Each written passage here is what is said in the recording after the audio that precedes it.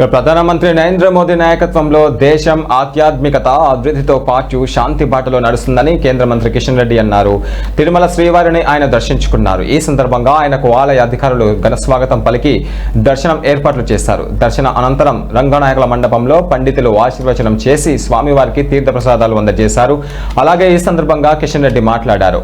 ఉగాది సందర్భంగా స్వామివారి ఆశీస్సుల కోసం వచ్చినట్లుగా తెలిపారు.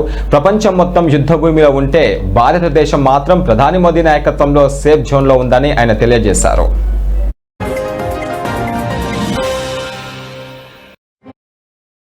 ఒక ఉద్రిక్త వాతావరణంలో ఉన్నప్పుడు వెంకటేశ్వర స్వామి ఆశీస్సులతో మన దేశంలో శాంతి, అభివృద్ధి ఈరోజు ఏ రకంగా ఇబ్బందులు లేకుండా మనము ముందుకెళ్తా ఉన్నామో మనం చూస్తూ ఉన్నాము.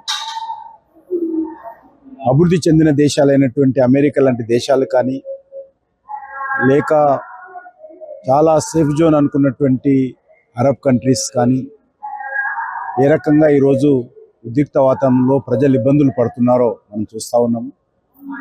ప్రపంచమంతా కూడా ఈరోజు వార్ జోన్లో ఉంటే భారతదేశం ఏకైక దేశం ఈరోజు సేఫ్ జోన్లో ఉంది, ఆధ్యాత్మికమైనటువంటి జోన్లో ఉంది, డెవలప్మెంట్ జోన్లో ఉంది, మరి శాంతికి సంబంధించినటువంటి జోన్లో ఈరోజు భారతదేశం ఉంది. మన ప్రియతమ ప్రధానమంత్రి నరేంద్ర మోడీ గారి నేతృత్వంలో మరి ఏ రకంగా అనేక ఉద్రిక్త వాతావరణం ఉన్నప్పటికీ కూడా మన దేశము 140 కోట్ల మంది ప్రజల సంక్షేమం కోసము కలియుగ దైవమైనటువంటి వెంకటేశ్వర స్వామి ఆశీస్సులతో ఏ రకంగా పరిపాలిస్తున్నారో, ఏ రకంగా సమస్యలను పరిష్కరించుకుంటూ అందరినీ కలుపుకొని ముందుకెళ్తున్నారో మనం చూస్తూ ఉన్నాము.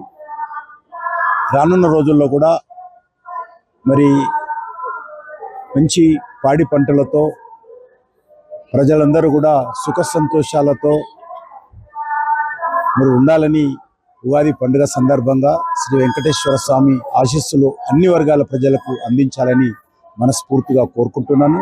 ప్రత్యేకంగా మన దేశ ప్రధానమంత్రి అయినటువంటి నరేంద్ర మోడీ గారిని మరింత సమర్థవంతంగా పరిపాలించే విధంగా ఆయనకు ఆరోగ్యాలు ఇచ్చి శక్తిని ఇవ్వాలని వెంకటేశ్వర స్వామిని ప్రార్థిస్తున్నాను. ఒక ఉద్రిక్త వాతావరణంలో ఉన్నప్పుడు వెంకటేశ్వర స్వామి ఆశీస్సులతో మన దేశంలో శాంతి, అభివృద్ధి ఈరోజు ఏ రకంగా ఇబ్బందులు లేకుండా మనము ముందుకెళ్తా ఉన్నామో మనం చూస్తూ ఉన్నాము. అభివృద్ధి చెందిన దేశాలైనటువంటి అమెరికా లాంటి దేశాలు కానీ, లేక చాలా సేఫ్ జోన్ అనుకున్నటువంటి అరబ్ కంట్రీస్ కానీ ఏ రకంగా ఈరోజు ఉద్రిక్త వాతావరణంలో ప్రజలు ఇబ్బందులు పడుతున్నారు.